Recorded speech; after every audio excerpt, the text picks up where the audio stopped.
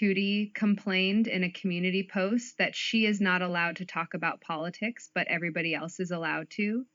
In that same post, she seemed to think that genocide and ethnic cleansing is the same.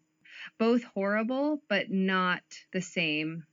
Chantal, you don't talk about politics. You support terrorism and Hamas, and even offered to join Hamas a year ago on TikTok. See clip at the end. Supporting terrorism is illegal in Canada. And believe it or not, and I doubt you know that, it's illegal in Kuwait too, and in most countries in the Middle East. They don't want terrorists in their countries. Some people might support Hamas, some don't. Most governments don't. And it's against the law. What does this say about you? You seem to think you can say that now that you are squatting in Kuwait. You seem to think, as a cosplaying Muslim, that all Muslims in all countries in the Middle East support terror groups like Hamas. You know what that makes you? An Islamophobe in a hijab. After watching this for almost 1.5 years, I find it odd, if not a bit disturbing, that most reaction channels also always stay away from this subject and just say, we don't talk about politics here.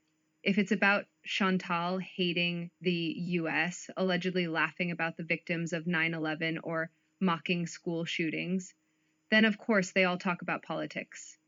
If it is about terrorists attacking Israel, then that suddenly is politics and we don't talk about it. What does terrorism have to do with politics? If you can't speak out against terrorism and condemn it, even with just one sentence, no discussions needed, then I guess you don't know the difference between terrorism and politics. Just imagine if after 9/11, the entire world would have just said, we don't talk about politics, and never said a word about it, instead of condemning terrorism, Al-Qaeda, and bin Laden.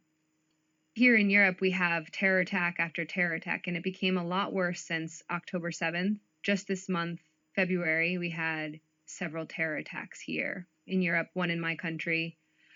The terrorists murdered a 14-year-old boy in a knife attack, and there is a picture of the terrorist after the attack, all smiles, really happy that he just murdered a child and injured several more people, with his ISIS index finger pointing at the sky. He is Syrian. And who stopped him? Another Syrian man, a food delivery driver. He hit him with his car. Sadly, in my opinion, not hard enough. That would have wiped the smile off of that ugly face.